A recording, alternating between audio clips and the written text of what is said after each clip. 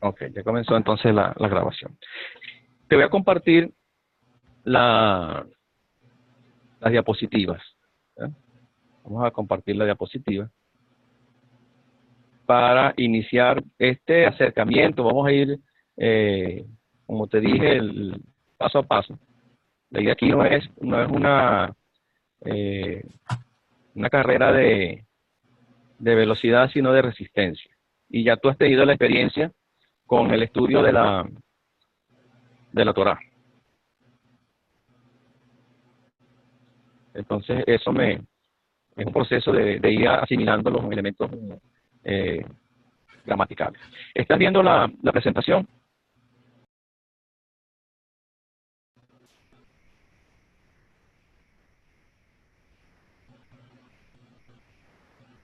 ¿Aló, Juan? ¿Aló? Sí, la veo perfectamente, Ok, profesor. ok. Entonces te decía que ya tú has estado en un proceso formativo con una lengua, ¿verdad? Y ya sabes que hay que ir poco a poco asimilando los contenidos. ¿Ok? Entonces lo que vamos a trabajar hoy para comenzar el viaje, este viaje de lo que es el estudio del idioma bíblico, específicamente del Nuevo Testamento, vamos a ver razones, ¿verdad? O beneficios que me ayudan a mí a trabajar las lenguas originales. Cuando nosotros compramos un televisor o cuando se compraban los televisores estándar que no tenían mucha de la tecnología que se está trabajando ahorita, en comparación con un televisor HD, en el televisor de color estándar tú puedes ver la película o puedes ver el programa igual como el televisor HD. El HD lo que te da la vividez o te da los detalles de la transmisión. Igualmente ocurre con las lenguas originales. Las lenguas originales, cuando yo me familiarizo con la lengua, cuando me familiarizo con el texto original, yo defino lo que está en el texto y puedo entonces ver lo que los autores originales tuvieron como intención a sus eh, oyentes primarios. Entonces, cuando se usan las lenguas originales en un estudio, el mensaje tiene mejor precisión, tiene una mayor precisión. Es como el mapa de la ciudad. Si están los detalles. Profesor, el audio se oye bien entrecortado. Sé lo que está diciendo porque lo estoy leyendo, pero se Ajá. oye bien entrecortado. Disculpa. ¿Y ahora? Ahora. No sé si hay alguna conexión adicional a la red que tiene de internet que se Ah, pueda limitar para que entonces pueda tener mejor audio. ok, ya voy.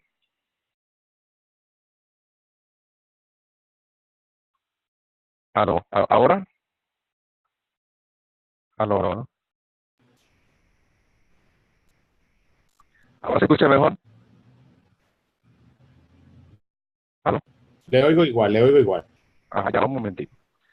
Elio, ¿tú puedes apagar la computadora un momentito? Sácala de internet.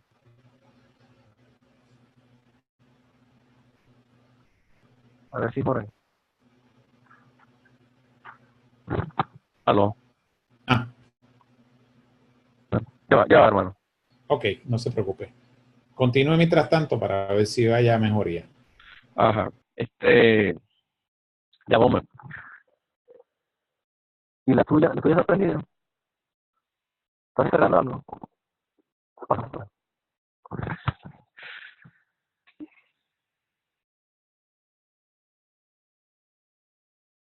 Bueno, te decía, hermano, disculpa. No Eh, se preocupe, le escucho. ajá. Entonces, cuando nosotros utilizamos el beneficio de la lengua original, es que ella me da mayor precisión de lo que es la intención del autor. ¿Qué quiso decir el autor? Lo que el autor tuvo como objeto al momento de eh, acercarse a los oyentes primarios, los oyentes originales, la intención. Por eso, cuando nosotros utilizamos eh, la lengua original, vemos el detalle, como tú decías hace un rato. ¿Te gusta ver el trasfondo del texto? ¿Te gusta determinar el trasfondo de ese texto para poder sacar lo que dice el texto? ¿Mejoró la comunicación? Sí, le estoy leyendo. Ok. ¿Pero está mejor? Entre momentos se oye mejor, a veces se entrecorta, pero continúe, profesor. Ok. Entonces, los géneros literarios. Cuando nosotros vamos al Nuevo Testamento, vamos a encontrarnos los géneros. No es lo mismo abordar la narrativa que la poesía, o la argumentación, o la literatura apocalíptica. Eso nos lleva entonces que cuando nosotros tenemos como herramienta el texto bíblico, el texto original, también tengo que considerar el género literario con el cual se redactó ese libro o ese texto. Por eso tenemos esos 4 géneros como básicos en el Nuevo Testamento: la narrativa, la poesía, la argumentación y la apocalíptica. Cuando nosotros vamos a la narrativa, que tenemos los evangelios, los hechos, encontramos como unidad básica para ese género el episodio. El episodio es el elemento indispensable. Entonces nosotros tenemos el texto griego, tenemos los elementos gramaticales del texto, los elementos sintácticos, pero tenemos que considerar el punto de referencia de la narrativa, que es el episodio.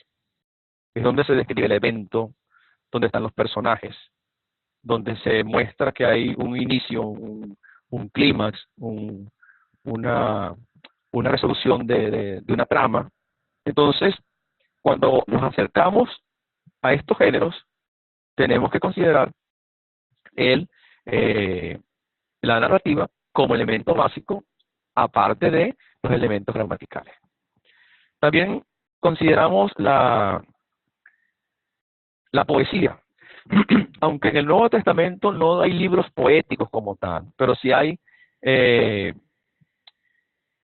textos o partes que tienen referencia poética. ¿Cuál te recuerdas tú? ¿Cuál te llega a la mente de esa poesía en el Nuevo Testamento? Claro, me acuerdo del texto de Filipenses capítulo 2, cuando habla del cántico de... Es como un cántico cuando habla de... déjame buscarlo aquí de momento. Recuerdo así de momento.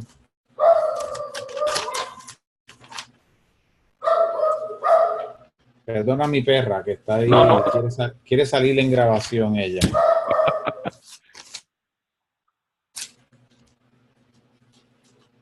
Ok, vamos aquí. Ok, donde dice... Hay aquí como un cántico, déjame buscarlo por aquí.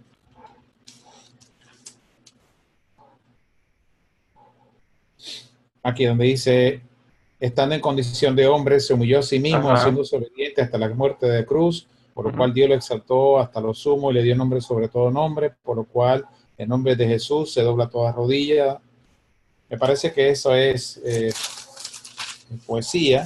Exacto. Hay lo que llaman, algunos autores llaman los cánticos apostólicos. Exacto. En Timoteo hay también unos elementos de cánticos apostólicos. Apocalipsis tiene varios cantos. Claro, el cántico de Moisés, el otro cántico del Cordero. En los evangelios, el Magnificat de María. Entonces, cuando yo me acerco, yo tengo la herramienta griega, tengo la gramática griega, pero el género que estoy estudiando es poesía. Entonces, el abordaje es distinto. El abordaje para la narrativa es el episodio y el abordaje para la poesía es el verso, como elemento básico. Está estructurado como versos que tienen su imagen verbal, tiene un paralelismo, muestra las emociones allí, el elemento emocional. Tal vez allí, cuando tú has estudiado, pero no sé si has llegado a revisar un poco los salmos, en el estudio de los salmos, los paralelismos que encontramos en los salmos.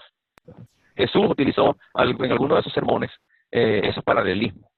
Entonces la poesía es otro género que tenemos que considerar al momento de abordar el Nuevo Testamento. Narrativa, poesía, argumentación. Bueno, las epístolas encontramos las proposiciones, el discurso, y la unidad básica que encontramos allí, en ese género, es el párrafo. El párrafo es una unidad básica dentro del discurso. Entonces hay una introducción, un cuerpo, una conclusión, una expresión argumentativa, donde se informa, se estimula, se instruye, se aborda, se advierte. Entonces, las epístolas son obligadas para este género literario de argumentación. Entonces, tenemos vuelvo otra vez a enfatizar, tengo la herramienta del idioma griego, pero el abordaje es un abordaje argumentativo. Entonces, tenemos narrativa, poesía, argumentación, y en la apocalíptica vienen a considerarse más las imágenes, las visiones, las comparaciones, que es más complicado para efectos interpretativos porque son imágenes y visiones que al lector del siglo XXI le son muy extrañas. ¿Cómo vamos hasta acá, Juan? No importa, aquí podemos interrumpir, aunque esté grabándose, podemos interrumpir. Claro, no, estoy captando un gran parte de lo que está diciendo. Hay algunas interrupciones, pero confío que cuando usted me envíe la grabación, pues usted tenga un mejor audio en la grabación de lo que lo tengo yo acá, así que pueda volver a retomar la clase y obtenga toda la información. Pero sí entiendo perfectamente lo que está diciendo. Bueno. Eso nos lleva al aspecto, a los elementos básicos de la homilética o del intérprete, el intérprete bíblico. ¿Qué nos hace? Que hay tres elementos básicos. El texto, congregación oyente o el exponente. Lo hice de esta manera porque es lo común, ¿no? En función de lo que se hace. Pero en el caso tuyo, que estás en ese proceso personalizado de búsqueda de lo que quiso decir el autor, podemos considerar que está el investigador, está el texto y está el contexto que se va a trabajar. Pero cuando nosotros consideramos estos elementos, este triángulo, el texto tiene que decirme a mí, como investigador, lo que originalmente se quiso decir. Porque ¿qué ocurre muchas veces? Que vamos al texto en función de conseguir el pretexto, o vamos al texto en función de que diga lo que yo quiero que el texto me diga, y lo que hacemos es forzar el texto. Claro, eso lo vemos mucho en cosas como todo lo puedo en Cristo que me fortalece. Ajá. Cuando, ¿verdad? El texto como tal en sí no está diciendo que él puede hacer todo, sino en el contexto de lo que él está diciendo y lo que él está sufriendo, él espera, él está confiado en que puede lograrlo todo porque él tiene una fe y va a continuar caminando, pero en el contexto o más bien en el pretexto que le dan las enseñanzas, muchas veces lo llevan a un entendimiento de que dale, que tú lo puedes lograr todo en Cristo que te fortalece, y lo sacan de contexto. Sí. Entonces, eso hace que el texto, que entre comillas, debería ser lo más cercano a la intención del autor, y yo no lo estoy estudiando, no me estoy acercando con esa intención, cuando yo lo relaciono en función del que me escucha, porque puede ser, yo lo puse en congregación, puede ser una reunión, una conversación particular, puede ser una conversación familiar, donde lleguemos a considerar un texto. ¿Qué estoy haciendo? Llevando a ese grupo, a esa persona, a tener una visión del texto que no es la intención original. Como tú decías ahorita. Bueno, si es así, entonces yo soy Superman porque todo lo puedo en Cristo que me fortalece.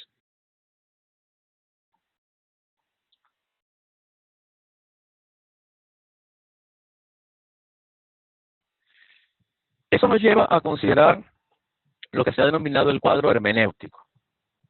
Tres elementos básicos. Lo que dice el texto, lo que significa el texto y la pertinencia del texto. Lo que dice el texto. ¿Cómo yo llego a ver o a saber lo que dice el texto? Vamos a ver, Juan. ¿Cómo tú llegas a determinar lo que dice el texto? Bueno, normalmente cuando para poder entender lo que dice el texto tienes que leerla. Si es una carta, tienes que leer la carta completa para que puedas tener un contexto de lo que dice la carta. Y entonces, teniendo la idea de la carta, llegas al texto y puedes entonces tener una visión clara de lo que dice el texto. Ok. Pensamos entonces en el contexto global de la carta, pensando en la carta, o el contexto global del Evangelio. Pero cuando yo sé, hago ese paso, que es, vamos a llamarlo así, un paso exegético, leer el texto y el libro completo, y de allí saber ese contexto en el cual se escribió, yo puedo ir a lo pequeño, de lo macro voy a lo micro. Puedo considerar mi traducción del idioma original, puedo considerar también las versiones, las diferentes versiones que están a la mano. Podemos ir de versiones muy tradicionales como Reina Valera a unas versiones más contemporáneas como Dios habla hoy, o versión sí, la de versión de lenguaje actual o viviente. También esas son versiones más contemporáneas. Entonces, cuando nosotros manejamos el texto, trabajamos el texto, porque yo puedo trabajar el texto de manera del texto original, pero también tengo que llevar esa intención y traerla a mi público objetivo. En este caso, a los oyentes del siglo XXI. Cuando yo lo hago de manera personal, ya yo puedo, o individual, yo puedo ir entendiendo lo que me dice el texto, pero cuando yo tengo otros que me oyen, tengo que hacer un puente hermenéutico, un puente comunicacional. Entonces, lo primero que es lo que dice el texto. Y tú dices leer el libro. ¿Qué ocurre? Cuando yo leo el libro, eso viene a ser como un closet, como cuando en los closets hay un tubo donde uno cuelga la ropa. Y uno va colgando allí las camisas. Todas van colgadas, todas van colgadas. ¿Qué sujeta a esas camisas con el gancho? El tubo, ¿no es así? Sí, correcto. Si yo quito ese tubo, se caen las camisas. Definitivo. Si yo agarro la camisa y la quito nada más en un clavo pegado a la pared, esa es la única camisa que tal vez yo voy a guindar allí. Pero cuando yo uso el tubo, puedo guindar 10, 20 camisas en ese espacio. Es parecido más o menos a lo que es ese contexto global. Todos los textos del libro van conectados a ese tubo, que es la línea de acción o la línea de pensamiento del autor, que va de un principio hasta un fin. Si yo lo quito y lo cuelgo en otro lado, podemos llegar a sacarla de su contexto. Es más o menos para visualizar el aspecto esto de lo que dice el autor, la intención del autor. El texto también tenemos que tomarlo en cuenta en referencia a su significado. No es lo mismo pensar en un concepto de amor en el Nuevo Testamento que tal vez en un concepto de amor en el siglo XXI. En la historia del texto, en el análisis del texto, en el contexto del texto, tiene un concepto, lo que significa para esa situación histórica, para ese elemento cultural. Y una tercera base dentro de este cuadro hermenéutico es la pertinencia del texto. Lo que ese texto me dice a mí, lo que ese texto me reta a mí, lo que hemos llamado la contextualización del texto. Entonces, 3 elementos básicos: lo que dice el texto, lo que significa el texto y la pertinencia del texto. ¿Cómo vamos, Juan? Excelente, excelente. Me gustó mucho el análisis del tubo del closet. Eso me gustó mucho. Bueno. Bueno.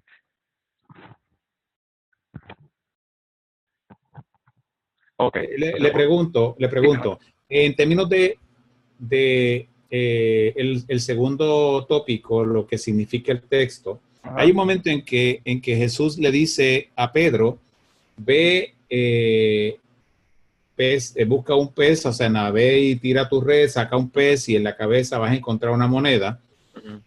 Esto, desde un punto místico, puedo pensar que cuando Pedro sacó el pez, abrió la boca del pescado y había un estátero, había una moneda en su boca, o puedo pensar que Pedro es pescador y la cabeza del pez, lo que significa, o la boca del pez, lo que significa es el pez como tal, que lo va a poder vender. Eso quizás es lo que significa el texto, que Jesús le está diciendo, ve, busca esto, véndelo y paga el impuesto. Eso básicamente es un ejemplo de lo que estamos hablando. Sí, porque ahí tú vas lo que significa el texto en su inmediatez. Lo que Obviamente, ocurre claro, claro. algunas veces nosotros pensamos y tomamos la literalidad de la escritura sin ver el contexto. Entonces, ese análisis de lo que significa el texto, voy yo a trabajarlo, lo voy a ver en función de eso, de ese significado inmediato. Porque sería que estaba, como tú dices, o era que estaba la moneda en la boca, o es lleva el pez y véndelo, para que tengas el componente monetario. A medida que yo voy haciendo todo ese cuadro hermenéutico, yo voy sacando las conclusiones del texto. Claro, que la conclusión vendría siendo que cumplamos nuestra responsabilidad, en este caso con el gobierno, no es algo contrario al gobierno, sino que cumplamos y a dar nuestra responsabilidad al sistema, igualmente a Dios. Ahí llegaríamos ya a la pertinencia del texto. A la pertinencia del texto, que sería el último tópico, claro. Claro. Ok. Bien, Juan. Vamos a seguir. Ahora vamos a entrar. Esto de hoy es un punto muy general, muy introductorio, para entonces ya en la semana siguiente meternos a lo que es el alfabeto griego, los diptongos, ir trabajando lo que es el elemento gramatical. Pero vi pertinente que era bueno por lo menos acercarnos un poco a lo que vendríamos a llamarlo algunos elementos hermenéuticos del acercamiento al texto, que es válido para el Nuevo Testamento como también para el Antiguo Testamento. Tenemos entonces un mapa general de la gramática. Vamos a entrar a partir de la semana que viene en la gramática griega, que tiene sus sistemas, tiene sus regulaciones, tiene sus normas, tiene sus principios, y eso se llama gramática. Las normas, patrones que regulan una lengua se llama la gramática, y el griego no es la excepción, el griego tiene su gramática. Ya tú has tenido la experiencia de estudiar el hebreo, y ahora que vamos a estudiar el griego, tiene mayor acercamiento al español, pero con algunas variables. ¿Okay? Pero es totalmente distinto al hebreo. Entonces, el pensamiento hebreo es un pensamiento emocional, un pensamiento que lo caracteriza las acciones completas, las acciones incompletas, lo caracteriza la inmediatez y los elementos muy precisos de lo que se va a hacer. Y el pensamiento griego es ese pensamiento más argumentativo, más de dar razones por las cuales, donde se hace más el planteamiento lógico que otra cosa. Entonces, encontramos acá que ese alfabeto que vamos a ver nosotros en la próxima semana está compuesto por fonemas y grafemas. Cómo yo lo pronuncio, lo que yo emito como sonido y lo que representa ese sonido al momento de escribirlo. Entonces, ahí están los fonemas y están los grafemas, el significado, el elemento escritural. Eso entonces nos va a llevar a nosotros a trabajar con este alfabeto. En tu experiencia, ¿ya habías entrado un poco en el estudio del griego o te estás comenzando en cero? No, estoy en cero. Aprendí ayer a escribir algunas letras y a conocer sus nombres, pero me di cuenta, obviamente, que ya estaba familiarizado con algunas, pero no, estoy en cero en el griego. Ok, y todavía nosotros como cultura latina tenemos algunas influencias gramaticales y léxicas del griego, más que todo en el mundo de la medicina. Tenemos mucha influencia todavía del idioma griego. En la universidad, una universidad que en Venezuela, no sé si todas, pero por lo menos en una universidad, en la escuela de medicina había una cátedra de griego, pero era para aprenderse toda esa terminología de términos valga la redundancia, de términos griegos que utilizaban, oftalmología, todos esos elementos que están palabras compuestas, que tienen sus raíces griegas. Entonces tenemos allí que vamos a encontrar en el alfabeto los fonemas, los grafemas. Ya tú estás estudiando fonemas y grafemas porque ya estás sabiendo, esta es esta es la primera vocal, alfa, se escribe así. Entonces esto es fonema, grafema. Entonces ya estás entrando en el proceso de revisión del idioma. Nosotros vamos a trabajar dentro del proceso formativo, vamos a estar acercándonos al verbo presente indicativo. Ese presente indicativo viene a ser el lexema, lo que significa. Y lo vamos a encontrar con el verbo, pero también lo vamos a encontrar con sustantivo, con adjetivo. Voy a utilizar en gran parte de los ejercicios que vamos a hacer, es una carta de Juan, la tercera carta de Juan, aunque es cortica, vamos a utilizarla perdón, como punto de referencia para ir haciendo algunos ejercicios. Ok. Entonces, ahí cuando estemos trabajando los elementos verbales, vamos a buscar hacer observaciones en la carta de tercera de Juan, o sustantivos en la carta de Juan, adjetivos en la carta de Juan, en la tercera de Juan. Otros utilizan la primera carta, pero me parece que es como muy extensa para trabajar. Sí, podemos cubrir la tercera carta, podemos irnos a algo de la primera. Entonces, el lexema constituye el significado de la palabra. Por ejemplo, vamos a encontrar en el griego, que igual en español, igual en hebreo, tiene la raíz. En este caso, can es la raíz, pero si le añadimos el ar, ya es el verbo. Si le añadimos el o, es el sustantivo, canto, ¿verdad? El cantó, el canta, o el cantante, o el cantor, el adjetivo, el sustantivo. Vamos a encontrar que, parecido al español, vamos a ver que esa raíz, pues el lexema, esa raíz que nos significa una palabra, va a tener sus diferentes funciones verbales, funciones sustantivales y funciones adjetivales.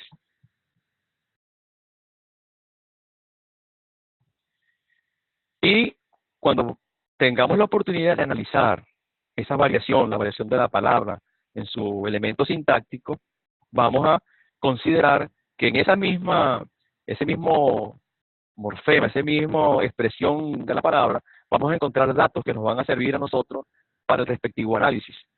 Vamos a encontrar el género masculino, femenino, el número, el tiempo, la voz indicativa, pasiva. Y encontramos allí que eso nos va a generar la información necesaria para acercarnos a el texto o acercarnos al significado del texto. Hasta acá, ¿cómo vamos, Juan? Muy bien, aquí tratando de copiar esto para tenerlo también como referencia. Ok. Entonces, esto nos va a llevar a nosotros a acercarnos a ese texto. Vamos a comenzar con lo básico, como tú lo ves allí, el alfabeto. Yo te voy a enviar mañana, te voy a enviar lo que vas a hacer de la lección número 1. ¿Qué vamos a hacer? El libro texto es muy sencillo. La idea es hacer la práctica, trabajar la práctica, venir, reforzar, explicar y continuar. Y buscar la manera ya, tal vez en unos 15 días, un mes, irnos al texto bíblico, al texto del Nuevo Testamento, para hacer observaciones. Porque a medida que tú estés poniendo en práctica lo que estás sacando del texto, te va a ser de mayor beneficio. Y no trabajar meramente con el aspecto teórico. Te pongo un ejemplo. Yo te digo, bueno, vamos a buscar, cuando estudiemos los sustantivos, bueno, vamos a buscar los sustantivos femeninos que encontramos en el verso 1 al verso 5. Entonces, cuando te vas al texto, te va a servir ya para ir considerando lo que ese autor quiso indicar o buscar lo que verdaderamente quiere decir el texto. Entiendo. Ok. De todas formas, como ya tú tienes allí el Nuevo Testamento, no lo tienes en físico. ¿El Nuevo Testamento griego? Ajá. Sí, tengo uno aquí. Bueno, si lo tienes en físico, ya podríamos entonces ir haciendo, yo te voy a dar para ir haciendo ejercicios con la tercera de Juan. Ok. Oíste, yo te voy a colocar, ¿cómo lo vamos a hacer? Fíjate, yo voy a colocar en la lección que nos toca, que creo que se llama idioma griego, que es lo que vamos a ver la semana que viene, eso sí lo vamos a ver la semana que viene. Idioma griego, te voy a colocar tareas. Y en cada lección, cuando diga tareas, tú te metes allí, ahí ves, tarea número 1, tarea número 2, poco a poco lo voy a ir colocando. Entonces, tarea número 1, ejercitar el alfabeto griego de la siguiente manera, según la guía tal, e ir ir al Nuevo Testamento en la tercera carta de Juan, el verso tal, ubicar las vocales o ubicar las consonantes para hacer el ejercicio. Ok. Bien, para que veas por dónde vamos a ir transitando. Entonces, las tareas van a estar dentro del aula. Y esas tareas, como esas tareas están allí en el aula, ellas van a tener como una notificación. Cuando yo las coloque, te va a llegar un correo que te va a indicar que tienes una tarea que comienza tal día y termina el otro día. Entonces, tienes 8 días, 10 días, 15 días para hacer la tarea. Perfecto. Entonces, él te va a dar una notificación de que hay una tarea pendiente. Hay tareas que vamos a hacer en línea y otras tareas que tú las vas a hacer en casa. Y si me las puedes enviar, la envía, pero digo, si la tienes ya hecha en tu computadora, podemos compartirla. Sí, perfecto. ¿Esa tarea usted la prefiere por correo electrónico o por WhatsApp? Por la misma aula, tú tienes un correo allí en el aula. Ok. Tú puedes colgarla allí, me la envías o me la mandas por Gmail, pero igualmente puedes utilizar el correo interno del portal. Perfecto. Sí, porque por WhatsApp para mí es más complicado ver. Cuando estemos en clase, bueno, podemos estar entre 1 hora, hora y 15, hora y 20, hora y media, todo depende cómo nos estemos desenvolviendo con la clase. Me parece genial. Bueno, Juan, no sé si tienes alguna inquietud, alguna duda para ir ya enfocándonos para lo que vamos a hacer durante todos estos encuentros que vamos a tener. No, estoy claro lo que estás compartiéndome y me parece súper interesante. Ok. Entonces, hay que dedicarle tiempo para el idioma, como ya lo estás experto en la formación en idioma hebreo, bueno, hay que dedicarle un poquito, repasar, buscar y tenerlo como elemento para el crecimiento, no solamente para el efecto académico, tener el contenido intelectual, sino también para crecer, porque a medida que yo voy al texto, estudio el texto, ese texto va a ser pertinente para mi propia vida, para la vida diaria. Claro. No, y entiendo también que a mayor empeño y mayor esfuerzo que yo le ponga a lo que estoy aprendiendo, pues voy a tener un mejor resultado. Claro. Mayor involucrarse más en el proceso. Bueno, Juan, para mí ha sido un placer haber compartido contigo esta tarde, haber iniciado este proceso y, como te dije al principio, este peregrinaje y acompañamiento en el idioma griego, y que sea no solamente útil para ti, sino también útil para mí. Porque cada vez que estamos en este proceso de intercambio de ideas, de intercambio de perspectivas, también uno va aprendiendo y va considerando otros elementos. Perfecto. Yo estoy muy agradecido y quería, profesor, preguntarle, y así usted puede corroborar, a veces la velocidad del Internet, hay momentos que la velocidad no es la mejor porque es una hora pico y pues las bandas se distribuyen en toda la comunidad. Y si usted considera que en este horario, porque yo lo oigo entrecortado, si usted considera que este horario, el resultado de la velocidad que usted puede tener allá en Venezuela no es el mejor y tiene un horario más cómodo en términos de la velocidad para que pueda haber esta interacción más efectiva, usted me deja saber y hacemos algún ajuste en el horario. Fíjate, mis clases en el 90% son en las noches. Yo tengo estudiantes de otras partes de América Latina y después de las 9 de la noche yo tengo las clases y no tenemos tantas dificultades de interacción. ¿Okay? Y tengo otras que son tempranos en la mañana y también van bien. Primera vez que tengo esta hora a las 5. Puede ser que, como tú dices, haya mayor actividad de conexiones. Claro. Bueno, si es así, yo pudiera hacer algún ajuste en el día de los lunes, ya sea más tarde o sea temprano en la mañana. Entonces, usted me deja saber cuál es el horario que usted tendría disponible, cuáles son los horarios, para entonces buscar uno que sea quizá donde usted ha tenido una mejor experiencia en las conexiones y tengamos una mejor comunicación. Ajá, bueno, mi mejor experiencia ha sido después de las 9 de la noche. Ok. ¿Podríamos probar a las 9 de la noche el lunes? Sí, perfecto. Vamos a hacerlo así el lunes a las 9 de la noche. Ajá, entonces vamos a colocar aquí, lunes a las 9 p.m. Ok, vamos a hacerlo el lunes a las 9 para ver si mejora. Pero mi experiencia en las mañanas ha sido fina, no ha habido inconveniente. Y en las noches tampoco. Tu hora ya es la misma nuestra, son las sí, tenemos el mismo horario. Tenemos el mismo horario. 5 para 6. Sí.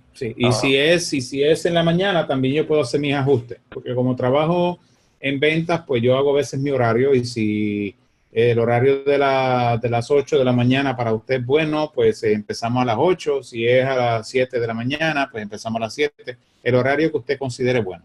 Ok, bueno, vamos a probar lunes a las 9 de la noche, Juan. Perfecto. Para ver, porque en nuestro internet tampoco es un internet de última generación. No, está bien, yo entiendo. Tenemos bastantes limitaciones ahorita aquí en el país.